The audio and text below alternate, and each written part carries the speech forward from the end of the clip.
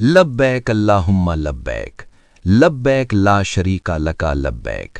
काले रंग का ये वो ढांचा है जिसे देखकर दुनिया हैरान रह जाती है। ये सिर्फ पत्थरों से बनी हुई इमारत नहीं है, बल्कि इसके अंदर सदियों पुराने वो राज छुपे हैं जिनका सीधा कनेक्शन इंसानी खून और आपके दिल की धड़कन से है। आज हम उसी राज से पर्दा उठाने जा रहे हैं जो शायद आपने पहले कभी महसूस नहीं किया होगा। अगर हम वक्त के पहिए को घुमाकर पीछे ले जाएं, तो काबा की कहानी हजरत इब्राहीम से शुरू नहीं होती, बल्कि इसकी बुनियाद तो इंसानियत की शुरुआत यानी हजरत आदम के दौर में ही रख दी गई थी। सबसे पहले आदम ने ही इस मुकद्दस घर को इबादत के लिए बनाया था, मगर वक्त गुजरता गया और फिर हजरत नूह के ज़माने में वो खौफनाक तूफान आया जिसने पूरी दुनिया को पानी में डुबो दिया।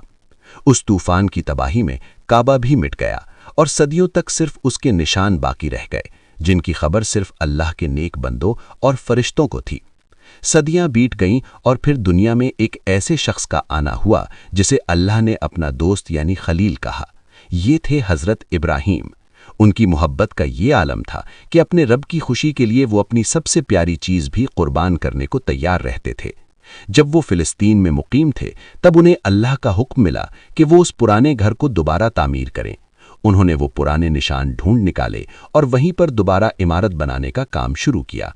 ये मंजर बड़ा ही रूहानी था, जब हजरत इस्माइल पहाड़ों से पत्थर ढोकर ला रहे थे और हजरत इब्राहीम अपने हाथों से उन पत्थरों को जोड़कर दीवार खड़ी कर रहे थे। जब दीवारें ऊंची हो गईं तो हजरत इब्राहीम एक बड़े पत्थर पर खड़े हो गए ताकि ऊपर तक हाथ पहुंच सके। हैरानी की बात यह है कि उस पत्थर पर उनके पैरों के निशान छप गए जो आज भी मकाम इब्राहीम के रूप में काबा के सामने मौजूद है और लोग इसे देखते हैं।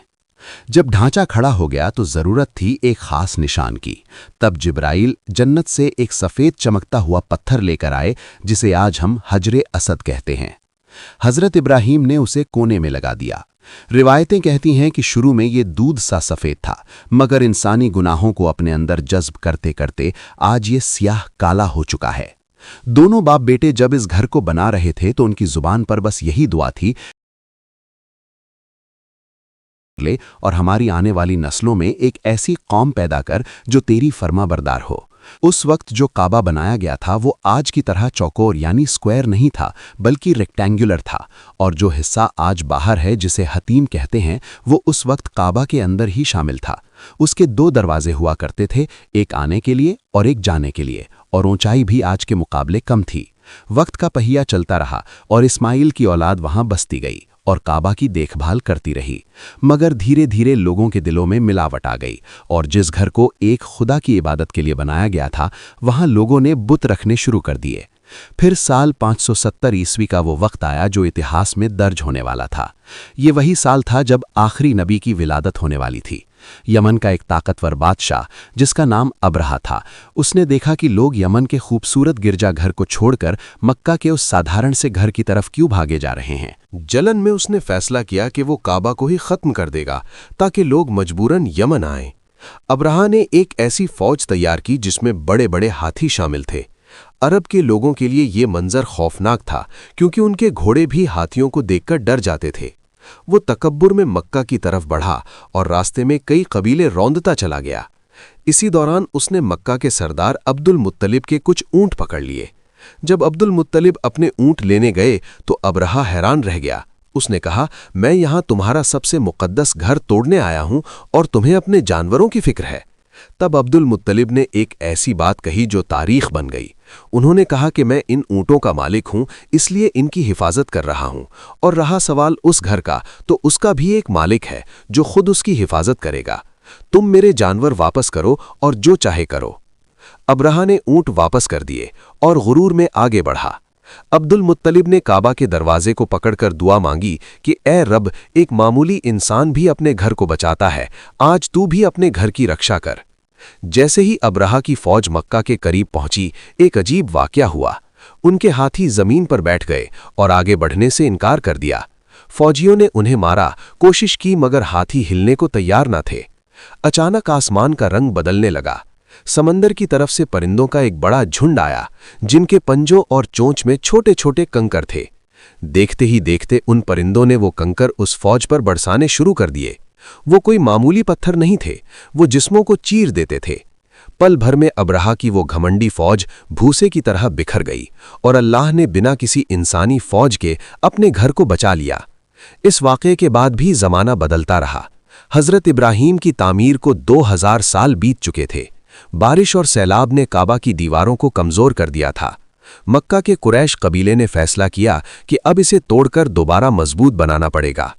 उन्होंने तय किया कि इस नेक काम में सिर्फ हलाल कमाई ही लगेगी। दीवार गिराने की हिम्मत किसी में नहीं थी, सब डर रहे थे। फिर खालिद बिन वलीद के वालिद आगे बढ़े और पहली चोट लगाई। जब उन्हें कुछ नहीं हुआ तो बाकी लोगों ने भी काम शुरू किया। पैसों की कमी की वजह से उन्होंने काबा का साइज छोटा कर दिया और उसे रेक्टेंगुलर से स्क्वायर बना दिया और वो हिस्सा बाहर छोड़ दिया जिसे आज हम हतीम कहते हैं। दरवाज़ा भी ज़मीन से ऊपर उठा दिया ताकि हर कोई अंदर ना आ सके। जब इमारत बन गई तो झगड़ा शुरू हुआ कि हजरे अस्वद को उसकी जगह कौन रखेगा। तलवारें खिंचने ही वाली थीं कि फैसला हुआ कि जो कल सुबह सबसे पहले मस्जिद में दाखिल होगा वही फैसला करेगा। किस्मत देखिए कि सबसे पहले आने वाले शख्स और कोई नहीं बल्कि मोहम्मद सल्लल्लाहु अलैहि वसल्लम थे, जो उस वक्त अभी नबी होने का ऐलान नहीं कर चुके थे। उन्होंने अपनी चादर बिछाई और पत्थर उस पर रखा और हर कबीले के सरदार को चादर का कूना पकड़वाया। इस तरह सब खुश हो गए और आखिर में उन्होंने अपने मुबारक हाथों से वो पत्थर दीवार में लगा दिया। वक्त गुजरा और उसी शहर में इस्लाम का सूरज चमका। फतेह मक्का का दिन आया तो नबी सल्लल्लाहु अलैहि वसल्लम ने काबा के अंदर रखे 360 बुत तोड़ दिए और दीवारों पर बनी तस्वीरों को मिटा दिया।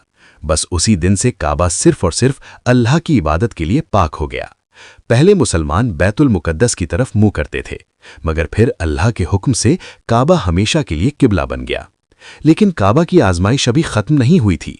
सन 683 में जब अब्दुल्ला बिन जुबैर ने खुद को मक्का में खलीफा घोषित किया तो यजीद की फौज ने मक्का को घेर लिया। उन्होंने पहाड़ों से आग के गोले बरसाए जिससे काबा का गिलाफ जल गया और दीवारें टूट गईं। मगर कुदरत का खेल देखिए कि अचानक यजीद की मौत हो गई और फौज वापस चली गई।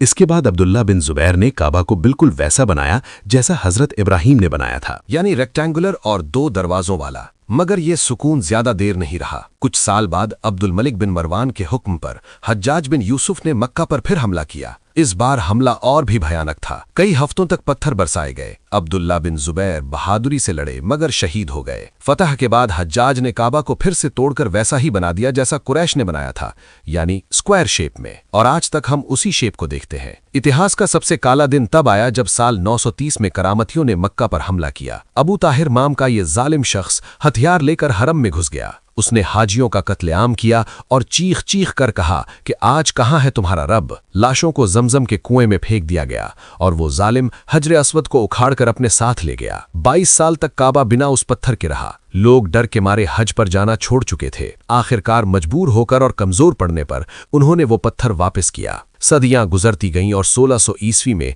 एक भयानक सैलाब ने फिर काबा को नुकसान पहुंचाया। इस बार ऑटोमन सुल्तान मुराद ने बेहतरीन इंजीनियर्स बुलवाए और दुनिया के सबसे मजबूत पत्थरों से काबा को वैसा ही बनाया जैसा आज हम देखते हैं। एक दिलचस्प दौर वो भी था जब काबा के चारों तरफ 4 अलग अलग मुसल्ले हुआ करते थे, हफी, मालकी, शाफी और हम्मली। लोग अपने अपने इमाम के पीछे अलग नमाज पढ़ते थे। मगर 1924 में जब किंग अब्दुल अजीज ने मक्का फतह किया तो उन्होंने इस फिरका परस्ती को खत्म किया और हुक्म दिया कि सब मुसलमान एक ही इमाम के पीछे नमाज पढ़ेंगे। आधुनिक दौर में 1979 में एक बड़ा हादसा हुआ जब जुहमान नाम के एक बागी ने अपने साथियों के साथ हरम पर कब्जा कर लिया। वो दावा कर रहा था कि मेहंदी आ चुके हैं।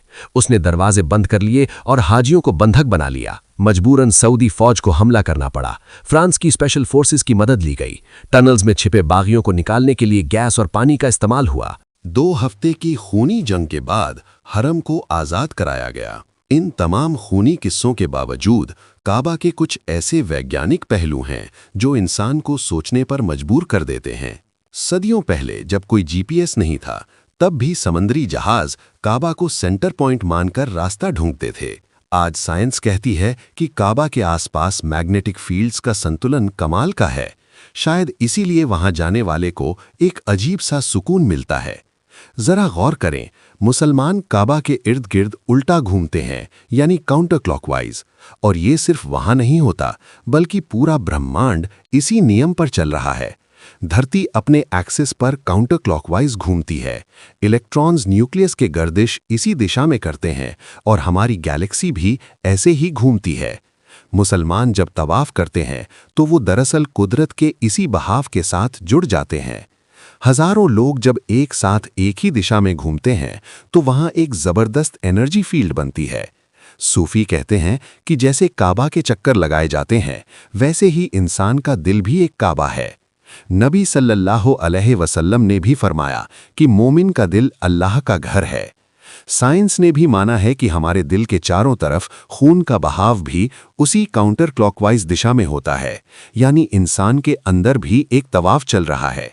गोल्डन रेशियो, जो कि 1.618 है, जो दुनिया की हर खूबसूरत चीज में पाया जाता है, चाहे वो फूल हो या गैलेक्सी। हैरानी की बात यह है कि नॉर्थ पोल और साउथ पोल से काबा की दूरी का अनुपात निकाला जाए तो वो भी यही गोल्डन रेशियो बनता है। ये इमारत सिर्फ चूना और पत्थर नहीं है, बल्कि ये वो मरकज है जहां धरती और आसमान के राज, साइंस और रूहानियत और इंसान का दिल एक बिंदु पर आकर मिल जाते हैं। हजारों सालों की टूट फूट, हमले और खून खराबे के बाद भी ये काला ढांचा आज भी वैसा ही खड़ा है, अपनी जगह पर अटल, जैसे कह रहा हो कि दुनिया बदल सकती है।